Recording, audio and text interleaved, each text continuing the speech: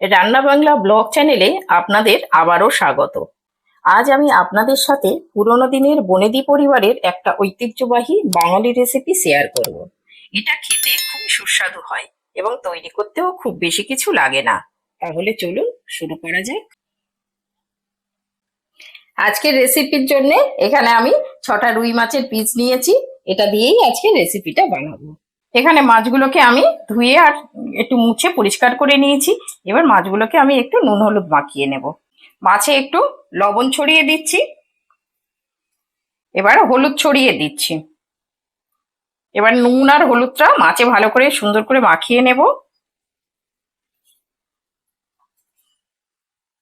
এটা নুন হলুদটা ভালো করে মাখিয়ে নিয়েছি, এবার একটু সাইডে রেখে দেবো এটা। আজকের রেসিপির জন্য আমি এখানে পটল নিয়েছি আর দুটো আলু নিয়েছি। এই পটল আর আলুগুলোকে ছাড়িয়ে নিয়েছি এইভাবে। এবার এগুলোকে কেটে নেব। পটলটা আমি যেহেতু ছাড়িয়ে নিয়েছি, এইভাবে সামনে আর পিছনে কেটে এইভাবে আমি লম্বা লম্বি করে কাটবো। এইভাবে পটলগুলোকে কেটে নেব।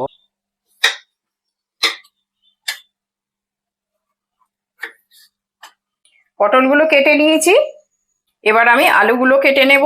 আলুগুলো একটু লম্বা লম্বা করে কাটবো। সবজিগুলো আমার কাটা হয়ে গেছে, এবার আমি একটা মশলা বানিয়ে নেব। এখানে একটা বাটি নিয়েছি, বাটির মধ্যে আমি 1 চামচ জিরে গুঁড়ো নিয়ে নিচ্ছি, 1 চামচ ধনে গুঁড়ো নিয়ে নিচ্ছি, 1 চামচ হলুদ গুঁড়ো নিয়ে নিলাম, 1 চামচ লঙ্কার গুঁড়ো নিয়ে নিচ্ছি। আপনারা যেমন ঝাল খাবেন সেই রকম ভাবেই নেবেন। আর এখানে আদা বাটা নিয়ে নিচ্ছি, একটু 1.5 চামচ আদা বাটা দিয়ে দিলাম। এর মধ্যে অল্প একটু জল দিয়ে দিচ্ছি। এই মশলাটা এইভাবে ভালো করে গুলে নেব। এইভাবে মশলাটা যদি গুলে নেওয়া যায় তাহলে কিন্তু রান্নার যে শিলে বাটার যে স্বাদটা সেটাই পাওয়া যায়। পুরোনো দিনের রান্নার আসল জাদু হচ্ছে এই শিলে বাটা মশলা আর ধিকে ধিকে আছে রান্না। সে সময় আর কোথায়, ব্যস্ত জীবনে মানুষেরা সেই সময় নেই, তাই চেষ্টা করি মশলাটাকে এইভাবে জলে গুলে ব্যবহার করতে। এতে করে কি হয়, শিলে বাটা সেই স্বাদটা পাওয়া যায়। এখানে আমি গ্যাসের উপরে কড়া বসিয়ে দিয়েছি, কড়াটা আমার গরম হয়ে গেছে। এবার আমি তেল দিয়ে দিচ্ছি। তেলটা আমার গরম হয়ে গেছে, এবার আমি মাছটা ভেজে নেব।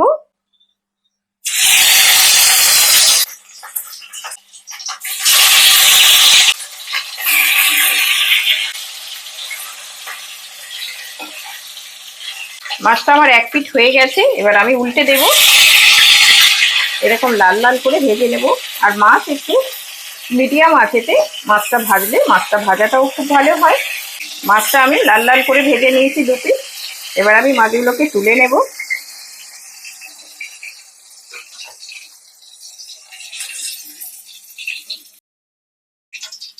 তুলে নিলাম, এবার বাকি মাছগুলোও ভেজে নেব।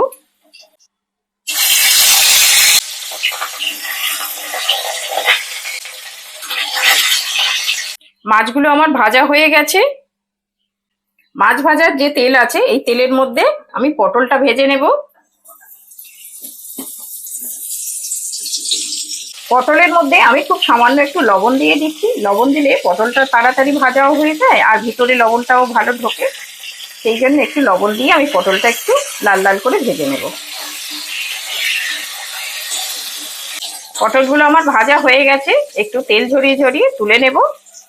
এইরকম লাল লাল করে ভাজবো, এর বেশি ভাজতে লাগবে না। এগুলো সব তুলে নিলাম। বাকি যে তেলটা আছে এই তেলের মধ্যে আমি আলুগুলো ভেজে নেব। আলুগুলো একটু লাল লাল করে ভেজে নেব। এই মাছ ভাজা তেলের মধ্যে যদি এই পটল আর আলু এই যে ভেজে নিয়েছি এর স্বাদটা কিন্তু একটু আলাদা হবে। আলুটা আমার ভাজা হয়ে গেছে, আমি একটু লাল লাল করে ভেজে নিয়েছি। এবার এগুলো একটু তেল ঝরিয়ে তুলে নেব। আলুগুলো আমি তুলে নিলাম।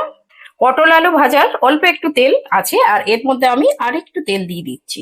খুব কম তেলেই আমি আজকে রান্নাটা করব।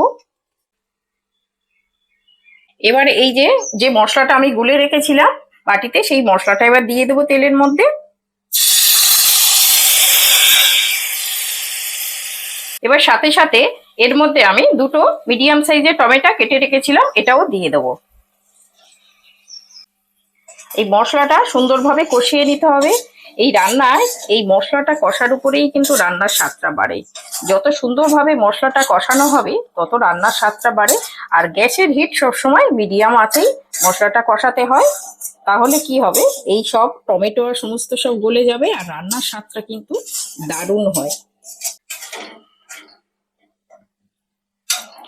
আজকের রান্নাটা সাধারণ হলেও এর স্বাদ কিন্তু অসাধারণ, মুখে লেগে থাকার মতো।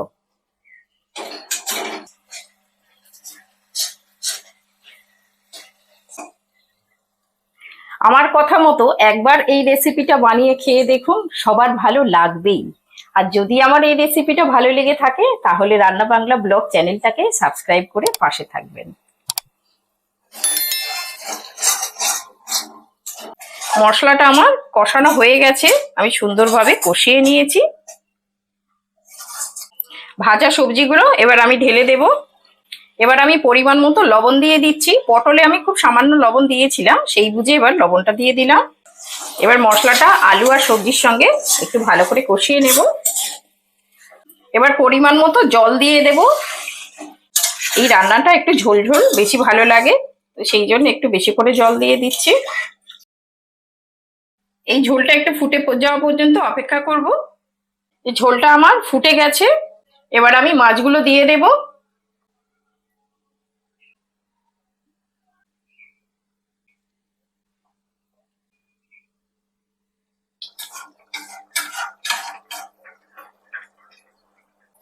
আমি এর মধ্যে 4টে কাঁচা লঙ্কা দিয়ে দিচ্ছি। এটা আপনারা যদি চান দিতে পারেন, যে যেমন ঝাল খাবেন সেই রকম ঝাল দেবেন। এবার আমি একটা ঢাকা দিয়ে দিলাম। ঢাকা দিয়ে এটা আমি আঁচটাকে লো টু মিডিয়াম করে দিয়েছি, দিয়ে আমি 6 থেকে 7 মিনিট ফুটিয়ে নেব। 7 মিনিট হয়ে গেছে, আমি ফুটিয়ে নিয়েছি। এবার ঢাকনাটা আমি খুলে নিচ্ছি। এবার একটু নেড়ে দেখে নেব যে সবজিগুলো সিদ্ধ হয়েছে কি। আলুটা আমি একটু কেটে দেখাচ্ছি। দেখুন আলুটাও খুব সুন্দরভাবে সিদ্ধ হয়ে গেছে। এখানে আমি একটা ছোট পাত্র নিয়েছি এইরকম। তো আপনাদের হাতের কাছে যেমন থাকবে, ননস্টিক বা ছোট কড়াই থাকলে সেইভাবে নিয়ে নেবেন। আচ্ছা, এর মধ্যে আমি 1 চামচ সর্ষের তেল দিয়ে দিচ্ছি। এবারে দুটো তেজপাতা একটু এইভাবে ছিঁড়ে নিলাম, ছিঁড়ে নিয়ে এটাকে দিয়ে দিচ্ছি এর মধ্যে। এবারে 1 চামচ 5 ফোড়ন নিয়েছি, এই 5 ফোড়নটা এর মধ্যে দিয়ে দেব। দিয়ে একটু ফোড়নটা এইভাবে একটু ভেজে নেব সুন্দর গন্ধ বেরোনো পর্যন্ত। এবার এই তরকাটা আমি এর মধ্যে ঢেলে দেব, দিয়ে এতেও একটুখানি জল দিয়ে একটু ধুয়ে এর মধ্যে দিয়ে দিচ্ছি। এবার এর মধ্যে আমি খুব সামান্য একটু চিনি দিয়ে দিচ্ছি। এই চিনিটা দিয়ে দিলে এই যে টমেটো দেওয়া রয়েছে আর একটুখানি ঝালটাকে ব্যালেন্স করবে। এই ফোড়নটা একটু ভালো করে আমি মিশিয়ে নেব সবজি আর মাছের সঙ্গে। এই যে শেষে যে ফোড়নটা দিলাম, এর জন্য এই রান্নার স্বাদটা কিন্তু অনেক গুণে বেড়ে যাবে। এই যে মশলার যে ফ্লেভারটা রয়েছে, যে সুন্দর একটা সেন্ট আছে, সেইটা কিন্তু এই রান্নার মধ্যে চলে যাবে আর রান্নার স্বাদটা কিন্তু দ্বিগুণ বাড়িয়ে দেবে। তো এইভাবে যদি মশলা দেয়া হয় তাহলে রান্নাটা খুব ভালো হয়। এইভাবে আমি আরো 2 মিনিট ঢেকে একটু ফুটিয়ে নেব। একটু ঢাকা দিয়ে দিলাম। দেখলেন তো, সামান্য উপকরণ দিয়ে তৈরি হয়ে গেল দারুণ স্বাদের একটা রান্না। তো আজকের রান্নাটা আপনাদের কেমন লাগলো কমেন্টে অবশ্যই জানাবেন। এটা আমার 2 মিনিট হয়ে গেছে, আমি ফুটিয়ে নিয়েছি। এবার খুলে নিচ্ছি। দেখুন রান্নাটা কত সুন্দর হয়েছে। আর এই 5 ফোড়নটা দেখেছেন, এই 5 ফোড়নে দেওয়ার পরে এর এত সুন্দর সেন্ট বার হচ্ছে, সেটা আমি আপনাদের বলে বোঝাতে পারবো না। একবার হলেও আপনাদের রান্না করে খেতে হবে, তাহলেই বুঝতে পারবেন যে এই 5 ফোড়নের শেষে সাঁতাল দেওয়ার মানে স্বাদটা কিরকম হয়।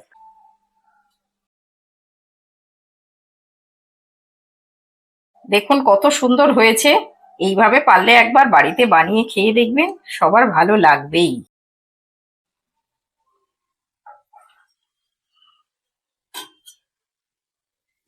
আজকে রুই মাছটা দিয়ে হালকা পাতলা ঝোল করেছে তো? হ্যাঁ হ্যাঁ, একদম হালকা পাতলাই ঝোল করেছি। আজকের একদম একটা পুরোনো দিনের রান্না করেছি। খেয়ে দেখো, খুব কম মশলা দিয়ে। আজকে বাজারে না রুই মাছটা খুব জ্যান্ত পেয়েছিলাম। ওই জন্যই তো একটু হালকা পাতলা করে করেছি। ঝোল দিয়ে মাখো, ঝোলটা ঢেলে নাও। হ্যাঁ হ্যাঁ, এই ঝোল দিয়ে গরম গরম ভাত দারুণ খেতে লাগে। খেয়ে দেখো কেমন স্বাদ হয়েছে। এগুলো অনেক পুরোনো দিনের রান্না, এগুলো মা ঠাকুমারা রান্না খুব করতো। ভালো টেস্ট হয়েছে, খুব ভালো খুব টেস্ট সুন্দর হয়েছে। টেস্ট হয়েছে। ও, গরম পাতলা ঝোল খুব ভালো লাগছে। গরম ভাতে এইরকম ঝোলই ভালো লাগে। আগে এগুলো মা ঠাকুমারা রান্না করতো, এখন তো আমরা সব অন্য রকম ভাবেই রান্না করি। আচ্ছা। এই পাতলা ঝোল তো আর এখন আর কেউ খেতেই চায় না। কিন্তু এগুলো সত্যি খুব ভালো লাগে। খুব ভালো লাগে, এই পাঁচ ফোড়নের সেন্টটা হেভি লাগে। হ্যাঁ,